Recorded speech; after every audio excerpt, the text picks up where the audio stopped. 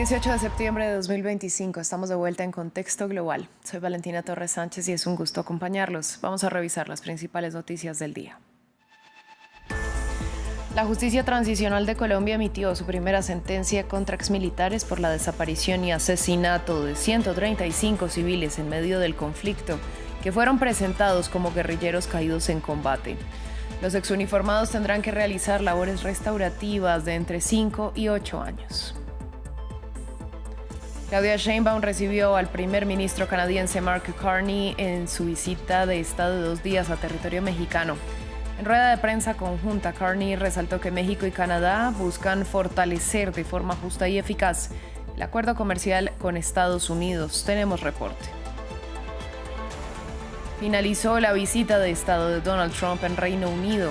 Previo a su regreso, el mandatario dijo sentirse decepcionado de Vladimir Putin por no lograr un acuerdo para poner punto final a la guerra en Ucrania. Con el viaje, Londres y Washington afianzaron sus relaciones en materia tecnológica, pero no superaron sus desacuerdos sobre Gaza.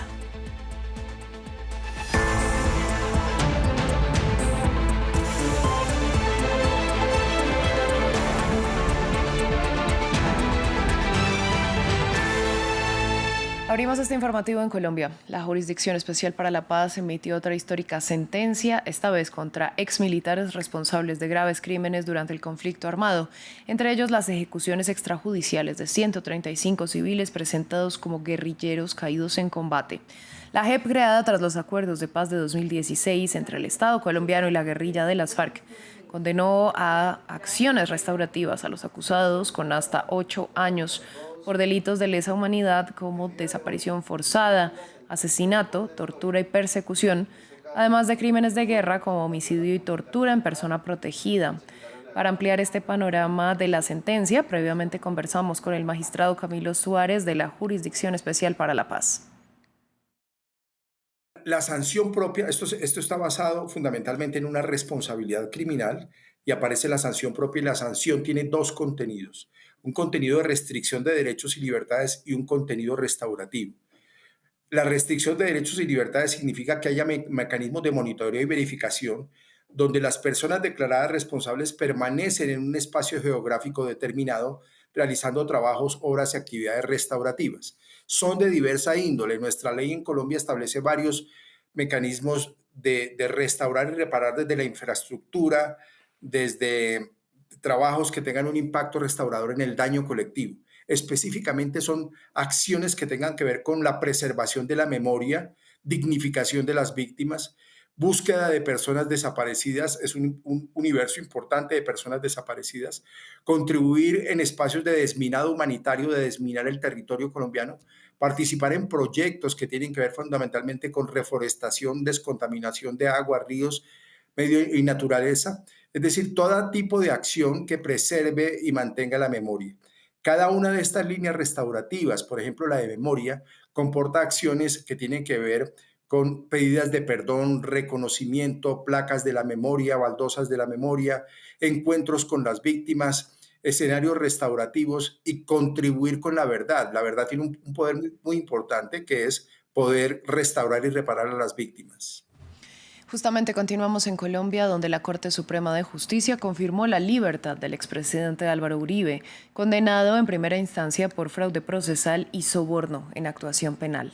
La decisión del máximo tribunal confirma lo determinado por el Tribunal Superior de Bogotá, que fue el que ordenó la libertad del exmandatario hasta que resuelva en segunda instancia la apelación presentada por su defensa.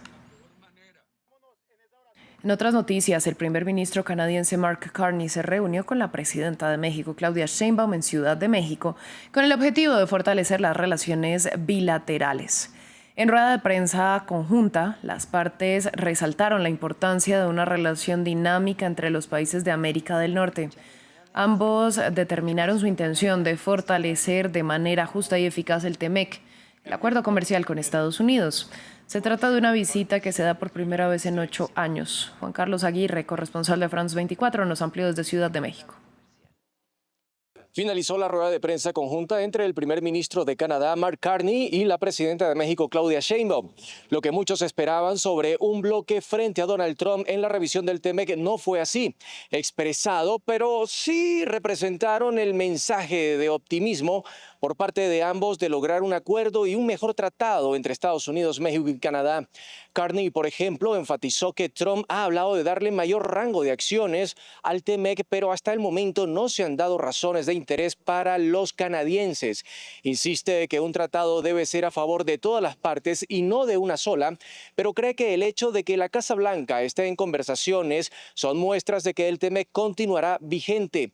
Opinión que comparte Sheinbaum, quien dijo que se está trabajando para que el TEMEC continúe, aunque no respondió de manera directa ante la pregunta de si firmarían un tratado sin Estados Unidos. Reiteró que el TEMEC es el mejor tratado que existe y por eso es el que más movimiento tiene a nivel mundial. Aquí en la Ciudad de México firmaron un acuerdo de trabajo para incrementar el intercambio económico entre ambos países. También buscarán estrategias en materia de seguridad y en la lucha contra el fentanilo. Vamos a la ciudad boliviana de La Paz, donde miles de mineros protestaron este jueves pidiendo al gobierno que fortalezca sus acciones en contra de la minería ilegal. Los trabajadores detonaron dinamita y condenaron la ocupación de instalaciones legalmente concedidas. Una protesta que llega tras una serie de incidentes violentos en yacimientos de varias zonas del país, incluidas Andacaba, la Reserva Tres Amigos y Colquirí. El sindicato que encabezó la movilización declaró el estado de emergencia la semana pasada y advirtió de más manifestaciones si las autoridades no toman acciones adecuadas. En otras noticias, Donald Trump finalizó un viaje oficial de 2 días a Londres, donde firmó pactos de inversión y memorandos con Keir Starmer. El segundo viaje de Trump a la capital británica en lo que va del año dejó entrever el acercamiento entre Washington y Londres, pero las diferencias sobre Gaza no fueron superadas. A punto de abordar, así se despedía de Reino Unido. Trump finalizó una segunda visita oficial al país de los lores que dio para mucho. Además de brindar con la realeza, Trump y Starmer aseguraron un buen negocio. Basta con ver lo que estamos logrando hoy juntos. Los acuerdos y las inversiones anunciados hoy baten todos los récords. ¡Qué día tan memorable! 250.000 millones de libras esterlinas fluyen en ambos sentidos a través del Atlántico. Es con diferencia el mayor paquete de inversiones de este tipo en la historia británica. Para Trump, Reino Unido sale ganando, porque Washington acordó invertir hasta 150.000 millones de libras. Además, ambos países firmaron un memorando de cooperación en ciencia y tecnología. Pero entre la buena sintonía hubo discrepancias, una de ellas en lo que respecta a Gaza. Reino Unido se ha mostrado cada vez más cerca de reconocer un Estado palestino. En migración, Trump quiso dar consejos a su homólogo, en apariencia, no compartidos por Starmer. Creo que la situación es muy similar. Ya sabes, hay gente que entra y le dije al primer ministro que yo, si fuera él, lo detendría. Y no importa si llamas al ejército, no importa qué medios utilices, esto destruye a los países por dentro. Ahora estamos expulsando a mucha gente que está entrando en nuestro país. Es una tarea difícil. Nos han dado unas cartas muy malas. En 2 días, los viejos aliados renovaron sus votos y supieron demostrar que, a pesar de las diferencias ideológicas de sus mandatarios, el magnetismo entre los territorios separados por el Atlántico sigue firme. Estados Unidos vetó por 6ª vez un proyecto de resolución del Consejo de Seguridad de Naciones Unidas sobre la Franja de Gaza. El texto exigía un alto el fuego inmediato y permanente en el enclave palestino y que Israel levantara todas las restricciones al suministro de ayuda a la población sobreviviente de sus ataques, ampliamente calificados de genocidas. Esta resolución también exigía la liberación de todos los rehenes retenidos por Hamás y por otros grupos.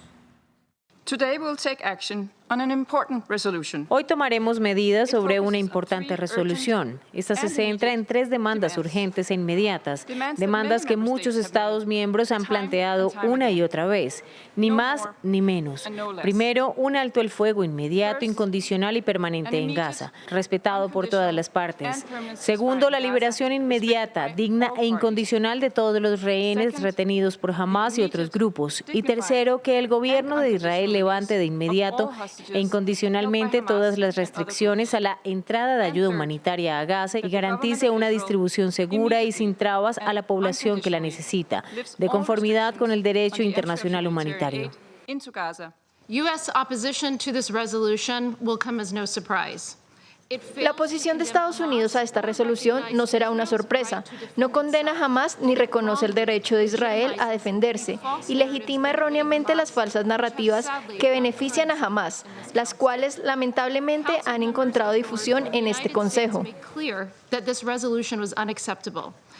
En otras noticias, Israel bombardeó el sur del Líbano. Este jueves, las Fuerzas Armadas del gobierno de Benjamín Netanyahu atacaron 5 aldeas, argumentando arremeter contra edificios del grupo islamista Hezbollah.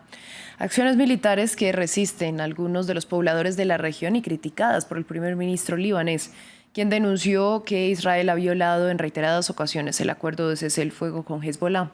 Diego Bassani nos amplía.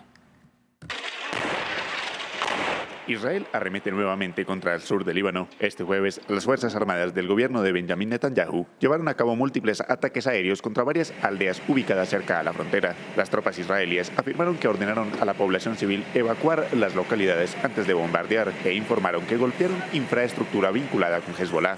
Algunos pobladores de la zona rechazaron la intervención militar. A los israelíes les decimos, por mucho que nos amenacen, por muy superiores que se muestren y por muy arrogantes que sean, resistiremos a la ocupación y resistiremos con nuestros párpados y nuestras uñas. Los ataques fueron criticados por el primer ministro del Líbano, Nawaf Salam, quien argumenta que Israel no está respetando el alto al fuego vigente. ¿Dónde está el compromiso de Israel con estos mecanismos? ¿Cómo es posible que continúe practicando la intimidación y los ataques cuando se supone que se debe garantizar la plena aplicación de la resolución 1701 y el cese de hostilidades? En 2024, Israel llevó a cabo una fuerte ofensiva contra el movimiento islamista chiita, que derivó en la ocupación de zonas del sur del Líbano y en la muerte de parte de la cúpula militar de Hezbollah, incluido su líder Hassan Nasrallah. En noviembre pasado, las partes firmaron un alto al fuego que, según el ejército libanés, Israel ha violado unas 4.500 veces. Cerramos en Italia, perdida en el corazón del mar Tirreno, entre Córcega y el archipiélago toscano, la isla mítica de Montecristo, nombrada en la literatura del autor Alexandre Dumas, intriga tanto como fascina.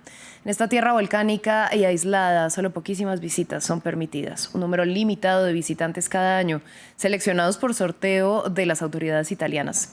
Este año se concederán 2.000 permisos de visita frente a más de 30.000 solicitudes. Nuestra corresponsal en Italia, Natalia Mendoza, nos cuenta más. Sale el sol en el puerto de Piombino, en Toscana. Este grupo está a punto de vivir una experiencia única, una visita a la isla de Montecristo, un paraíso natural, deshabitado y salvaje que abre sus puertas a turistas durante solo 20 días al año. Es un parque, una reserva natural importante, y entonces es justo protegerla para que logre mantenerse fuera de los circuitos del turismo en masa. Desde hace más de 40 años que la veo desde lejos y me pregunto si algún día podré ir. Desde que era niño tenía el sueño de visitarla. Solo un grupo por día de 75 visitantes está autorizado. A su llegada, una brigada de carabineros los acoge con un objetivo: dejar claras las reglas estrictas del lugar. La isla hace parte del perímetro del Parque Nacional del Archipiélago Toscano y por esta razón, en todo el mar que rodea Montecristo es una zona particular en la cual está prohibido bañarse, pescar o navegar. Aquí la única actividad autorizada es la caminata, sin duda la mejor manera de adentrarse en este misterioso lugar, escenario de la célebre novela El Conde de Montecristo de Alejandro Dumas, que habla de un tesoro escondido en una gruta de esta isla, pero en realidad Dumas nunca estuvo aquí. Por muchos años o hasta siglos han buscado tesoros aquí. Digamos que el verdadero tesoro es la biodiversidad de esta isla, que es su riqueza natural. Una riqueza que en todo caso cautiva y deslumbra a los visitantes. Cuando estudiaba francés me leí El Conde de Montecristo y entonces mi esposa para San Valentín este año me regaló los tiquetes de esta excursión para unir el amor de la naturaleza con el de la literatura. Después de varias horas de marcha en el suelo volcánico, Montecristo recompensa a sus visitantes con esta sugestiva vista panorámica de una de las islas más protegidas del planeta.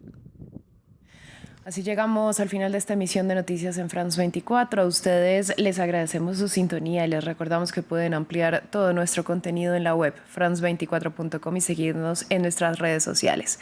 Quédense con nosotros que hay más.